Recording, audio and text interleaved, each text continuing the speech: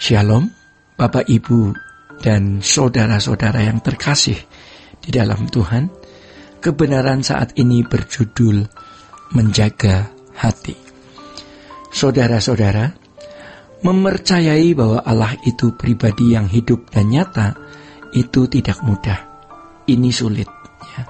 Mudah mengatakan percaya, ya, tetapi percaya dalam arti yang benar itu tidak mudah. Sejatinya tidak banyak orang yang benar-benar mempercayai bahwa Allah itu ada.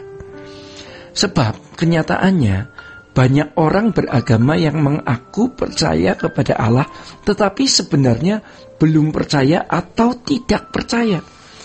Hal ini dapat dilihat dari kehidupannya. Kalau kita memeriksa kehidupan kita lebih dahulu, kita tahu benar apa yang dikemukakan ini. Jadi kita mengatakan kita percaya kepada Tuhan, tetapi kita ada dalam cengkeraman ketakutan dan kekhawatiran. Padahal kita mengatakan Allah itu maha kuasa, ya. Allah itu baik, Allah itu menjaga. Itu tidak menunjukkan bahwa kita percaya, karena mulut mengatakan percaya pada Tuhan, tetapi kita sembarangan menggunakan mulut yang sama. Sembarangan dalam berpikir, apalagi dalam berperilaku, seakan-akan Allah itu nggak ada. Ini adalah cara dan gaya hidup manusia pada umumnya, atau hampir semua manusia berperilaku seperti itu. Mungkin jangan-jangan ya, dulu kita juga begitu. Nah sekarang, kalau kita berkata bahwa kita memilih untuk percaya bahwa Allah itu ada, Allah itu hidup, Allah itu nyata, dan kita menunjukkan hormat kita kepada Allah, maka kita harus membuktikannya dengan hidup yang tidak bercacat dan tidak bercela.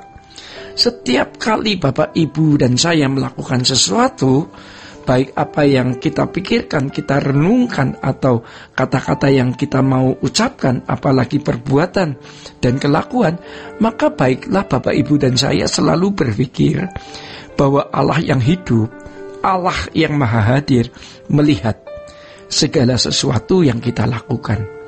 Dan jika kita mempertimbangkan hal ini dengan benar dan dengan serius, pasti kita tidak akan berani sembarangan di dalam kita bertindak atau di dalam kita berbuat sesuatu. Bapak, Ibu, dan saya tidak akan ceroboh. Ya, kita berhitung dengan sungguh-sungguh bahwa segala sesuatu yang kita lakukan dapat melukai hati Bapa juga. Jadi bukan hanya kelakuan, melainkan juga perkataan kita. Bukan hanya ketika kita di depan orang, tetapi di belakang orang lain yang kita percakapkan. Kita juga harus sangat berhati-hati. Sejujurnya Bapak, Ibu, kita sering meleset, ya.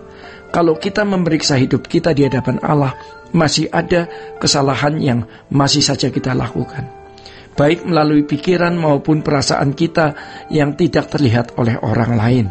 Dalam hal ini, tidak ada pihak manapun yang dapat menjaga kita. Maka dari itu tanggung jawab untuk menjaga diri terdapat pada diri Bapak, Ibu, dan saya. Terdapat pada diri kita sendiri. Nah, Tuhan memberikan Roh Kudus, ya.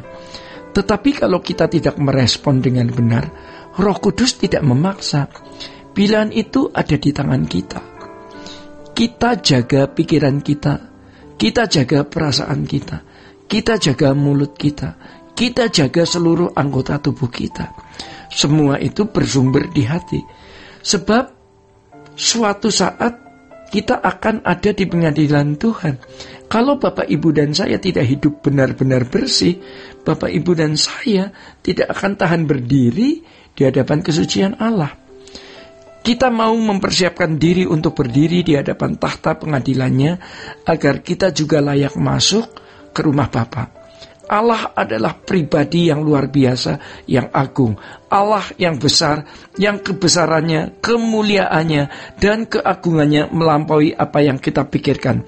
Oleh sebab itu Bapak, Ibu, kalau kita berurusan dengan Allah yang hidup, Bapak, Ibu, dan saya tidak boleh lagi sembarangan. Ya, Allah Maha Kudus. Karena itu di dalam 1 Petrus 1 ayat 16 firman Tuhan mengatakan, kuduslah kamu sebab aku kudus. Ini semua tergantung kembali kepada diri kita, bukan pada orang lain maupun kepada Tuhan.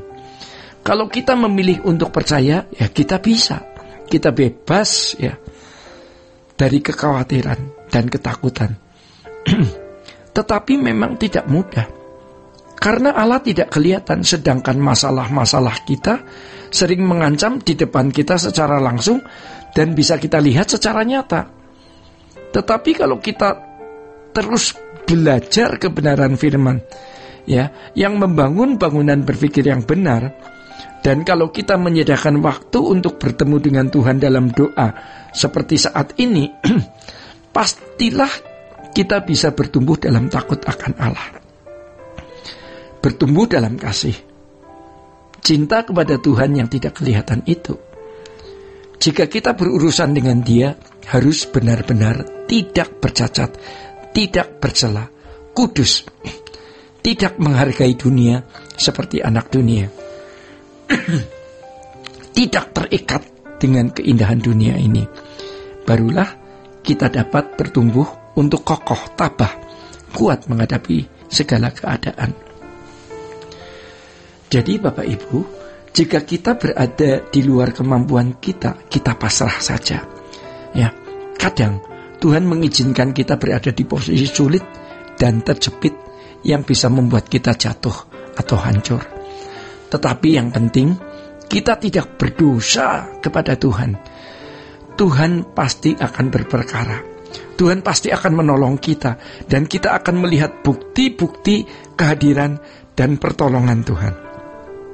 Di situ Bapak Ibu dan saya akan bertumbuh, makin bertumbuh untuk makin mengasihi Tuhan, makin menghormati Tuhan, sehingga Bapak Ibu dan saya bisa hidup lebih tidak bercacat, bisa hidup lebih kudus, dan akhirnya ada keberanian menghadapi segala sesuatu. Rasa khawatir, cemas, dan takut akan hilang secara bertahap, sehingga pada akhirnya kita rindu untuk pulang ke surga. Mari sekarang kita menjaga hati, ya, menjaga hati kita agar kita bersih dari segala kemelesetan. Bapak, Ibu, dan saudara-saudara yang terkasih di dalam Tuhan, demikian kebenaran saat ini. Tuhan Yesus memberkati. Sola Gracia.